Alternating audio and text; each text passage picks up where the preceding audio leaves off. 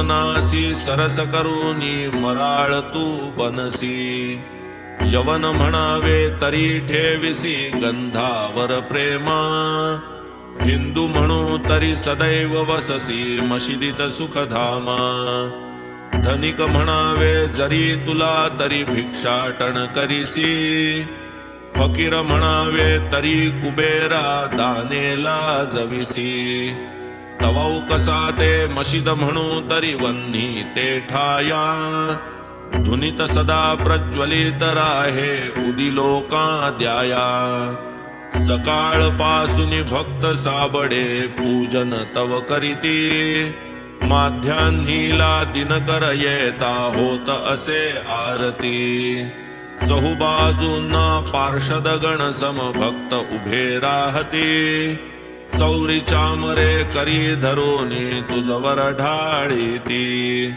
शिंग कड्याळे सूरसनैया दण दण ते घंटा चोपदार ललकारी ते द्वारी घालून या पट्टा आरती समयी दिव्यासनी तू कमलावर दिससी प्रदोष काळी बसुनी धुनी पुढे मदन दहन होसी अशा लीला त्या त्रयदेवांच्या प्रत्यहित वठाई प्रचितीस येताती अमुच्या हे बाबा साई ऐसे असता उगीच मनमन भटकत हे फिरते आता विनंती हीच तुला बा स्थिर करी त्याते अधमाधम मी महापातकी शरण तुझ्या पाया आलो निवारा दास गणूचे त्रिताप गुरुराया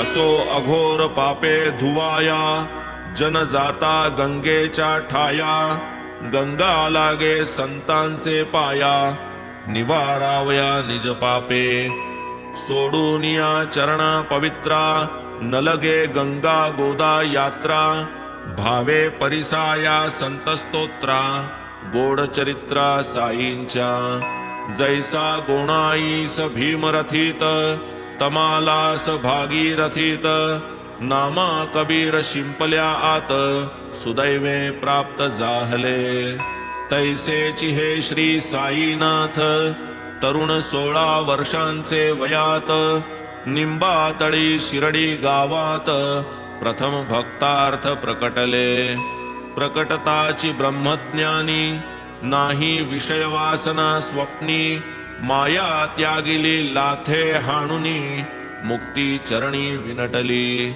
जन्म बाबांचा कोण्या देशी अथवा कोण्या पवित्र वंशी कोण्या माता पितरांच्या कुशी हे कोणासी ठावेना ठावीन कोणा पूर्वावस्था कोण तो तात वा कोण माता थकले समस्त पुसता पुसता कोणान पत्ता लागला सोडून माता पितर आप्त गणगोत आणि जातपात त्यागून सकल संसार जात प्रकटला जनहितार्थ शिरडीत शिरडीसी एक वृद्ध बाई नाना चोपदाराची आई कथिती झाली परमनवलाई बाबा साई चरिताची म्हणे आरंभी हे पोर गोरे गोमटे अति सुंदर निंबातळी आसनी स्थिर प्रथम दृग्गोचर जाहले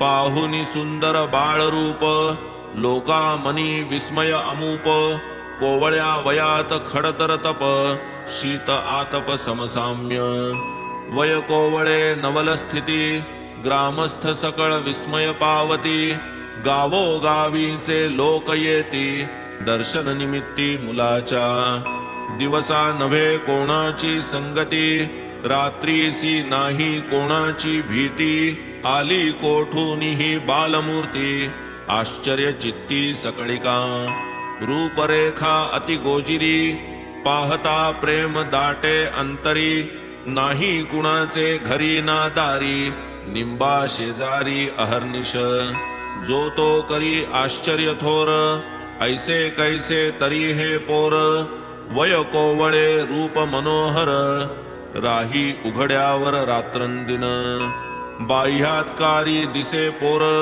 परिकृतीने थोराहुनी थोर, वैराग्याचा पूर्णावतार, आश्चर्य फार सकळिका.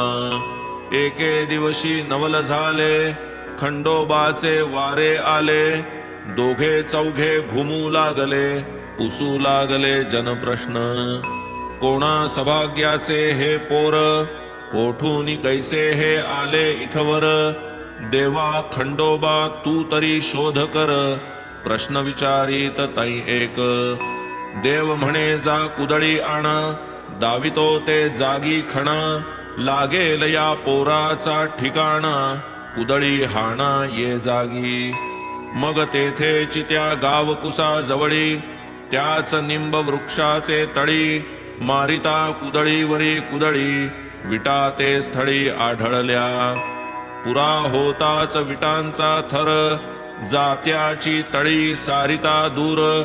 दृष्टीस पडले एक भुयार, समयाचार जळती जै. सुने गच्ची ते तळघर, गोमुखी पाट माळ सुंदर. देव म्हणे 12 वर्षे हा पोर, तप आचरला ये स्थळी. मग जन सर्व आश्चर्य करीती, खोद खोदूनी पोरास पुसती. पोर तो 12 मुलखाचा गमती, कथा भलतीच सांगितली. म्हणे हे माझ्या गुरुचे स्थान, अतिपवित्र हे माझे वतन. आहे तैसेची करा हे जतन, माना मदवचन एवढे. बाबा झाले ऐसे बोलते, कथिते झाले श्रवण करीते. बाबा वदले ते वदले भलते, ऐसी ही वळते जिव्हा का. आश्चर्य वाटे माझेची मज, बाबा विषयी का हा समज. परी तो आता पडला उमज, असेल सहज विनोद हा. बाबा मूळचेची विनोद प्रिय, असेल ही भुयार त्यांचेच.